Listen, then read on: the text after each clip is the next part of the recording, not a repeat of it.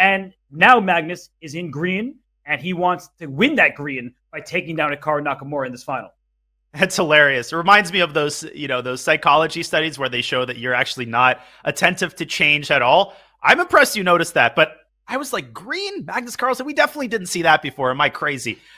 We have seen Berlins before in the chess career of Hikaru Nakamura, haven't we?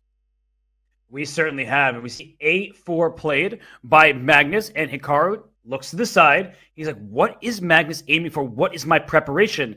And let's not confuse the matter. Both of these players prepare. And maybe they don't prepare it right before the match for this specific game, but they are so well prepared throughout their careers that when Magnus plays some sideline, Hikaru says, yeah, I've seen this one before. They're locked and they're loaded and they review their lines constantly. And this move A to A4, it might strike you as puzzling. It was the recommendation of opening specialist Grandmaster Darius Schwirch in a recent book that he wrote on the Ruy Lopez. This is what he recommended against the Berlin. And the idea is to keep this bishop on B5 for the time being. Now, eventually, it often slides back to F1 anyway, and then the pawn advances to A5, just kind of clamping down on the queen side. But look at this. Look at this from Magnus. He goes D4, sacrificing the pawn. And Hikaru says, no, I want the Berlin. I want the structure. He gives the pawn back on E4, and that's what great players do. They don't get materialistic. They say, I will give you that pawn back, but I will get time and activity. He played D5 with tempo against the rook on E4. The rook slides back. Now the light square bishop can get out from C8 and go to G4 as you're indicating. So one big thing that Magnus and Hikaru need to figure out, is bishop takes C6 a threat? You're reading my mind. It's crazy. Pawn structure, and the knight is trying to come into E5 to follow. So bishop G4 at least eliminates the knight E5 follow-up, and that's why Hikaru played bishop G4 with the pin. And Magnus delaying for the time being. He procrastinates on the decision, but he improves his position nonetheless. The move C3 is necessary. It takes the sting out of bishop takes F3. Will he take on C6 now? Something tells me he'd rather keep his bishop on the board, but who knows? He can also play the move A5 right now, and there's a reason why. If black responds to A5 with the pawn push A6, now it is time to take on C6. So if we can actually bring up an analysis board and show that, I think it's very instructive that what white wants to accomplish in inducing the move A6 is to get a clamp on the dark squares. B4, no C5 pawn push for you. And once you've established this control of the dark squares, yes, right now the eval bar says that black is better, but in the long term, black is stuck with these pawn weaknesses in place. You're absolutely right. I think this is a great line, and this shows that there is a lot at stake here. Well, there's $20,000 at stake and an SEC title, but in this particular position, what's at stake is the future of black's queenside.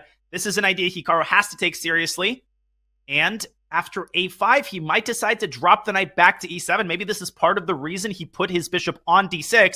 But first, Magnus takes a rain check on that and asks politely, or not so politely, whether Hikaru wants to stay on this diagonal. And I think he does. Well, if he wants to play bishop h5, he has to be ready for the move g2 to g4. We often tell our students, don't push pawns in front of your king. It makes your king weaker, less safe, but sometimes you want to break a pin. It's that important. So g4 is a possibility in some positions with knight e5 galloping into the center. So right now, Hikaru plays bishop f5. He drops it back. Knight e5 still a possibility here for Magnus.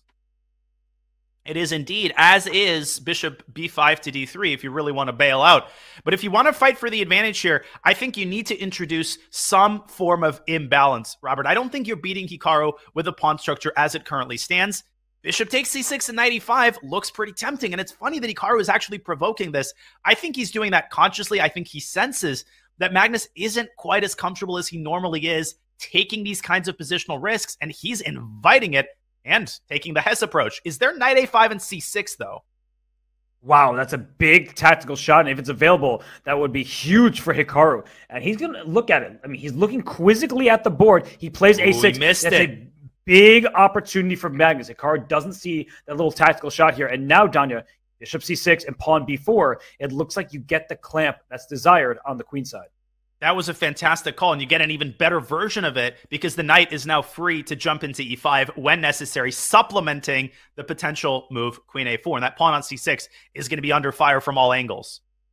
Right. And so Magnus hasn't moved yet. He might play your bishop d3, just try to gain space on the queen side first, then trade bishops. But I like bishop takes c6 with knight e5 or b4 first. The point is that you are just getting the activity that you desire. There is no pin on that knight any longer.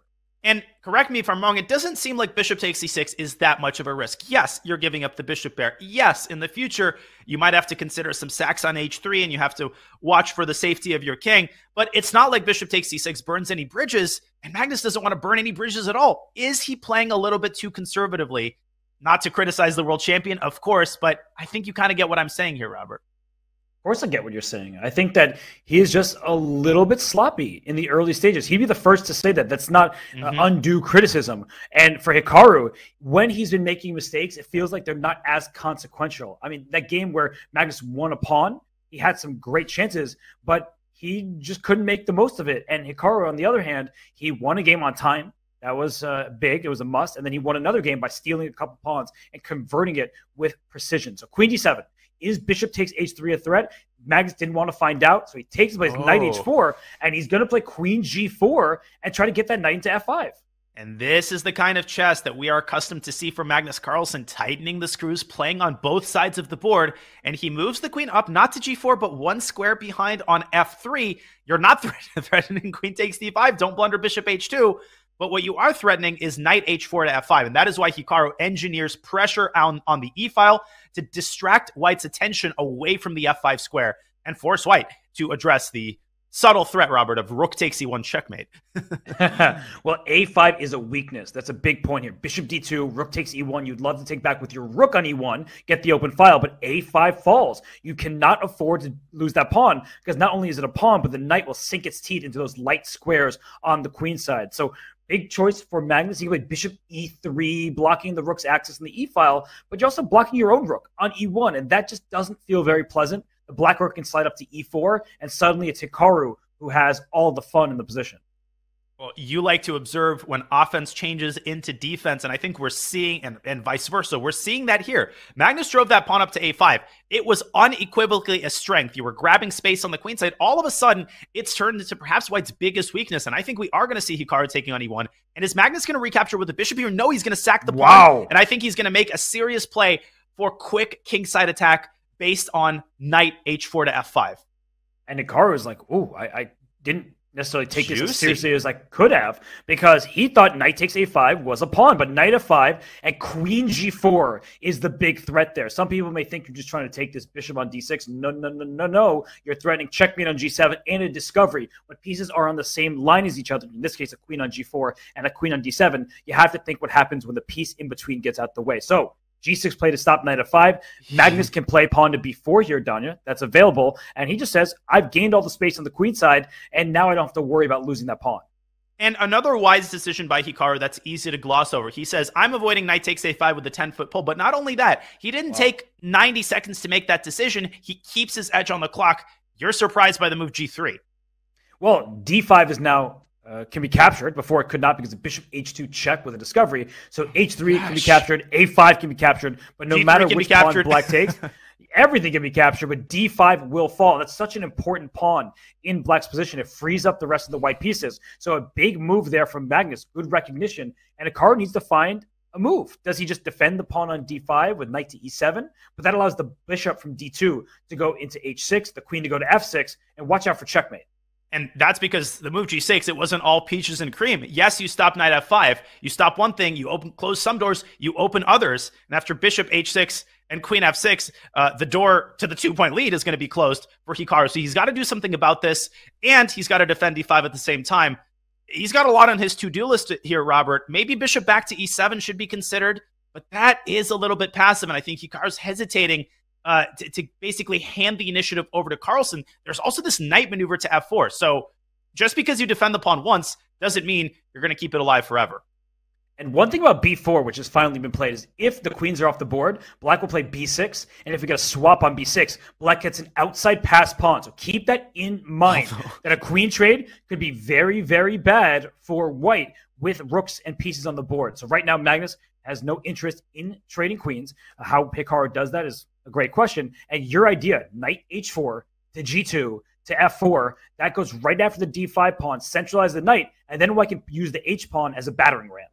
Hikaru's shaking his head. He knows that these are exactly the kinds of positions that we are accustomed to see Magnus winning well over 50% of the time. We're also accustomed to see Hikaru defending them well over 50% of the time. Who's going to prevail as Magnus continues to tighten the screws, but Hikaru defends with c6, and that's a big move because finally the pressure has been taken off the pawn, and Hikaru can focus on protecting his king side.